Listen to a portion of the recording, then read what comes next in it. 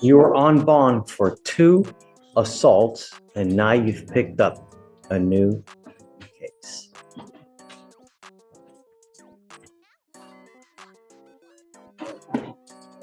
Can I explain myself? We're going to do probable cause. You have the right to remain silent. Anything you say can or will be used against you. You have the right to have an attorney present. If you cannot afford one, one will be appointed to you, sir. On October 15th, 2024, officers were assisting with a stranded motorist disabled in Harris County, Texas, when a witness ran up to the officer and stated that he had been shot at. Witness fell on the ground and the officers observed defendant running across the street. Witness pointed out the defendant and stated defendant was the one who shot him. What? Shot at him. Hold up for a second. Aggravated assault with a deadly weapon? That's a major charge here in Texas. A conviction like that could mean serious time behind bars. But here's where things get interesting. No weapon was ever found. That's a huge gap in the prosecution story. So, what do you think? Is it fair to push that kind of charge when there's no actual gun recovered?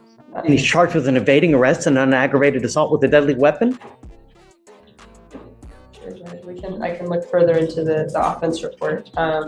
Your Honor, on this case, initially, yes, that's what the complainant said, but upon further investigation, the officer could not locate the weapon. And also, he was unsure of whether, based on the offense report, whether the defendant was the one who shot based on location of the complainant, as well as the fact that he couldn't observe the weapon upon retracing the steps of the defendant. Don't we have shot spotters out there now anyways? It would be interesting to see where this location is, see if there's an actual shot spotter out there. If there is, let's pull the records. It's not rocket science, okay? So the defendant then began running in the officer's direction. Officers marked patrol vehicle was blocking the lanes with lights activated. Officer yelled at Dee to stop. I'm the defendant. You are the defendant. Yelled at the defendant to stop and identified himself as police. Defendant turned around and began to run away from the officer. Officer gave chase and yelled again to the defendant, IDing himself and asking for the defendant to stop, which the defendant refused, looking back and continued running. Approximate length of chase was 0.6 miles. And there it is. The judge just made the call. Bond officially revoked. In plain English, that means this defendant isn't going anywhere. No walking free. It's straight back to jail. Moments like this can flip a person's world upside down in just a few seconds. Mr. Richardson, I'm going to find that there's probable cause to go forward with your evading arrest. You have been given multiple bonds. I asked you to do one thing while you were on bond for both of those assault cases. Do you remember? Stay clean. And stay out of trouble. Stay out of trouble. I was shy. And now you picked up a new case. I'm revoking your bond. He goes with you.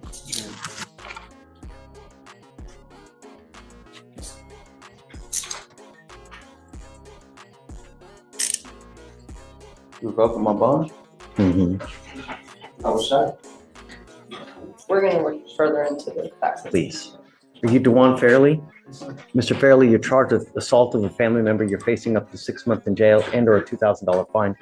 We're going to do probable cause. You have the right to remain silent. Anything you say can or will be used against you. You have the right to have an attorney present. If you cannot afford one, one will be appointed to you. Any witness and the defendant are dating and they have a child. On October 14th, 2024, any witness was driving while the defendant was a passenger and their son was in the rear seat. Defendant began questioning complaining witness because he thought she was cheating, which prompted an argument. Defendant began putting his hands in complaining witness's face, impairing complainant's ability to see the road. Complainant brought the vehicle to an immediate stop. Defendant then began grabbing her left shoulder. While defendant was grabbing her shoulder, complaining witness turned and bit defendant on his hands in an attempt to get defendant to release her. Defendant then punched complainant with a closed fist in the face, causing pain. All right, Mr. Fairley, I'm going to find that there's probable cause to go forward with the case. Do we know whether she wants to have contact with him? I believe she does want contact, Judge. It looks like someone from DVD did the rip. How do you have that belief? Someone from our domestic violence division called her, and she said she doesn't want to move forward. So she does want contact with the defendant. Any other priors that you see? No criminal history, Judge. Okay, Mr. Fairley, I'm ordering you as a condition of your bond not to have any threatening or harassing contact with this witness. If I find that you do, I'm going to put you in jail. You will not get any more PR bonds. Do you understand? Sir. So I don't know what kind of relationship you have with this person, but if you're someone who's constantly going to fight with this person, be careful. Because remember, it's not what you think as far as threatening or harassing, it's how she perceives. So can conduct in and of itself violate this order? It absolutely can. If I go like this, is that threatening or harassing? It is. And it can land you in jail in a moment's notice. Do you understand? Sir. We're going to reset your case to give you time to hire a lawyer. So I will have you come up here. The other thing you need to understand is there's a protective order that is in place. I would get to know it because if you violate this protective order, the state can and will file additional charges against you. And then it gets ugly really quick. Do you understand?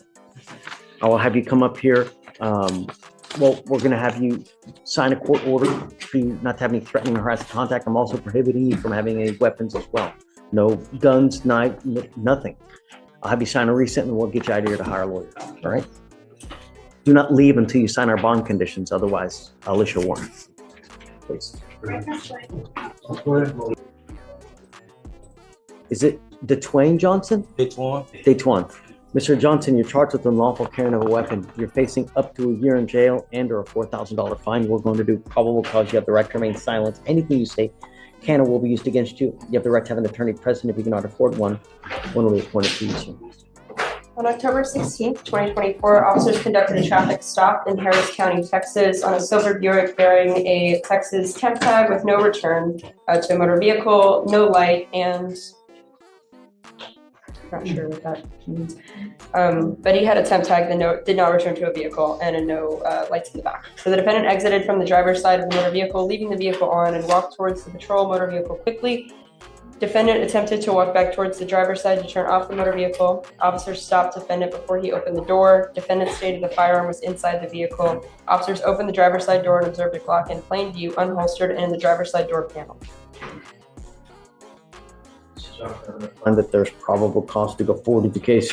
Do you have a valid Texas driver license? No, sir. I have an ID, a state ID. You're not allowed to drive. I'm making that a condition of your bond, and you will be signing an affidavit with me today promising you're not going to drive. If you get a Texas driver license and liability insurance, I will let you drive. But until that point, if I find that you drive, I will have a contempt hearing. You'll be facing an additional 6 months and a $500 fine every time you drive. Do you understand? I had insurance on my car, though. They Don't have a license. You need a license, a Texas driver's license. Oh, yes, sir. Until you have a license, you can't drive. I'm glad that you have insurance because that's really one of the most important parts. Because if you get into an accident and create $50,000 in damage, if you don't have insurance, they're going to come after you and make you pay the 50 grand. Yes, sir. Have insurance, and if you get into an accident, they'll even give you a lawyer to represent you. But you still need a license. If you get a license, come back and show me, and then I'll take this off. But until that point, don't. We're going to reset your case to give you time to hire a lawyer. So I'm going to have you come up here, swear to us that you're not going to drive, not be in possession of any weapons, and after that, we'll let you go.